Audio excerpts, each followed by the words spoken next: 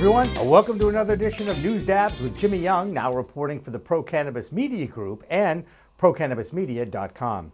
Our lead story this week is a big find for Cultivate, the dispensary in Leicester that was one of the first 2 stores to sell adult-use cannabis back on November 20th.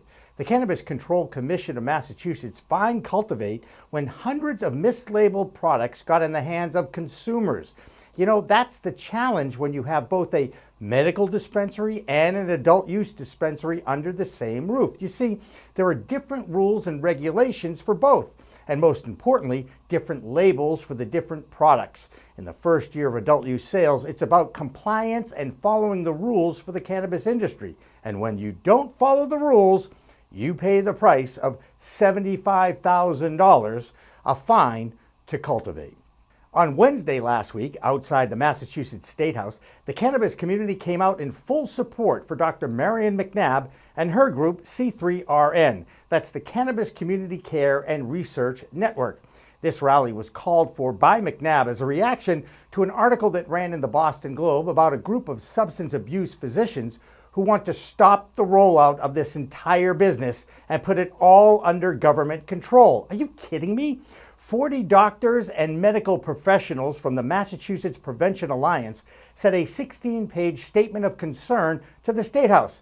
That document asks the state to stop the rollout of the legal framework that the public voted into law in 2016. The message: don't let a few doctors ruin the opportunity for Massachusetts to lead the way in reform of cannabis laws.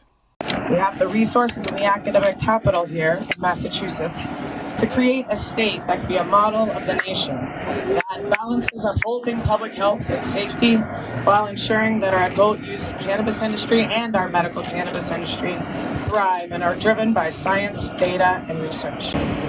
Remarks from the MPA about the social equity program and the suggestion that, quote, government should do more to protect black neighborhoods sounds like a desperate attempt at Prohibition 3.0, which were immediately called out by regulators like our Commissioner Shalene Title. But I thought it was so important to come and show my support and say thank you from the bottom of my heart to see that when prohibitionists try and have a big publicity stunt, that it doesn't work, that the whole community comes out, that scientists, researchers, patients, caregivers, and everybody who is here to be honest, to be real, comes out and says what they think. It means a ton to me. This is what power looks like. This is what equity looks like in the state of Massachusetts, and also what stick-to-itness looks like. The fight many people think was won in 2016. There's a lot more work to do, and for an organization to come out against social equity, against economic empowerment, that actually lets us know we have to redouble our efforts. We have to stick together.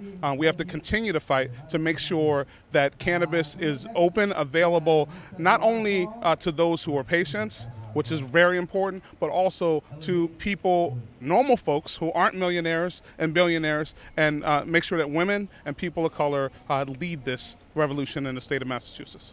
The state of Maine is still waiting for the final proposed regulations for that state's new cannabis laws. Their first attempt at trying to give local residents from Maine the first crack at licenses drew the ire of Acreage Holdings, one of the biggest multi-state billion-dollar conglomerates in this country. Now, Acreage called the suggestion that giving Maine residents first crack at these licenses an illegal restriction of trade. One of those conglomerates, Certerra Holdings, bought Netta, New England Treatment Access in Brookline, back in January, and the Massachusetts Cannabis Commission finally gave that their official approval last week. Meanwhile, a milestone of sorts for the state of Colorado, passing the $1 billion mark for tax revenue coming from that cannabis market. MJBIZCon is the biggest cannabis show every year in Las Vegas, and last week it had a pit stop in New Orleans, Louisiana. Our pro-cannabis media correspondent, Liz Damron, was on site and talked to a few of those people that were exhibiting at that show. Kelly, I know you've been to the MJBIZCon in Vegas. Yes. How does this compare?